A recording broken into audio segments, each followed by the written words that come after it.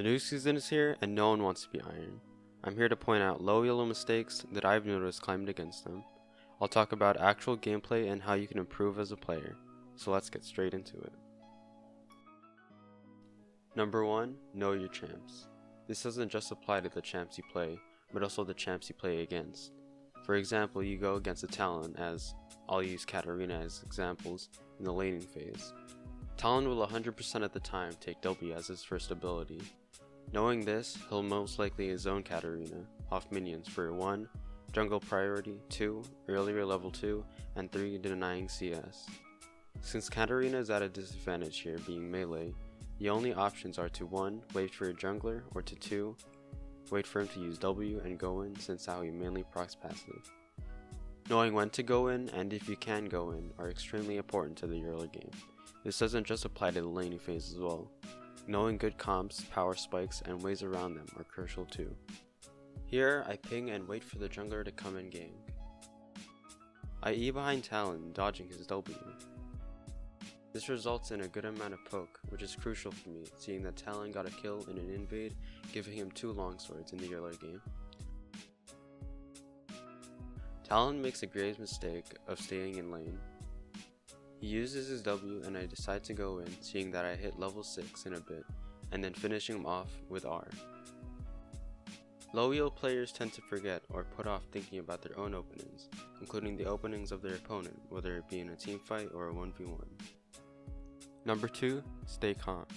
I've seen way too many people typing in chat saying what someone did wrong. This often leads to people tilting, which can result in inting, trolling, and even some leaving the game. Low elo players are susceptible to throws, usually from talking too much, tilt, or BM. If your team is losing but you still have a fighting chance, never surrender. Tilt is another thing.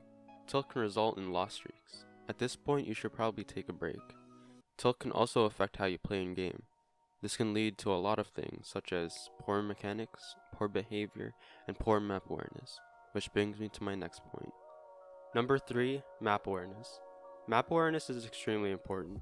Most low elo players don't have a good grasp on it, letting junglers die even though they have priority, etc.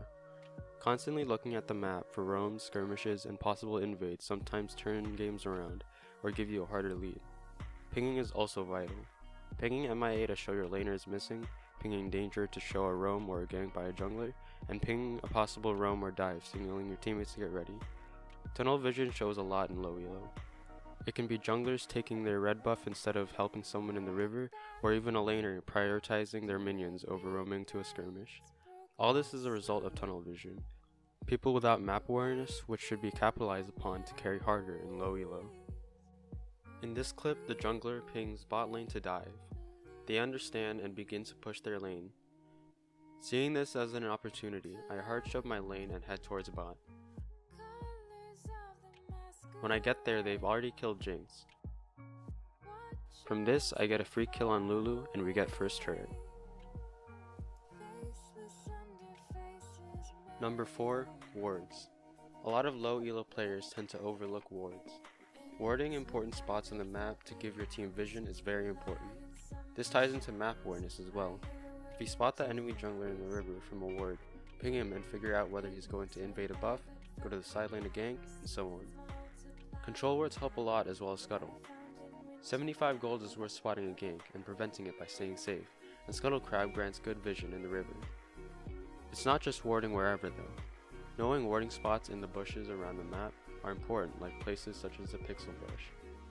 Take advantage of this mistake by being more aware than the enemy team and using that information to do things around the map and in your lane as well. Number 5. Champ pool. Having a champ pool rather than playing all sorts of champions helps out a lot. It lets you get better at those champs, meaning knowing your damage, how they work, etc. Many people can't carry or climb efficiently because they don't know their champs to their fullest potentials. Learning only a few helps that, and allows you to carry harder and easier. Autofill is also a problem in low elo. Not enough players have a good enough champ pool, or even have one, to be able to play their second role, or if they get autofilled outside their roles. Take advantage of autofills, and learn only a select few champions rather than the whole roster. Lastly, number 6. Item optimization.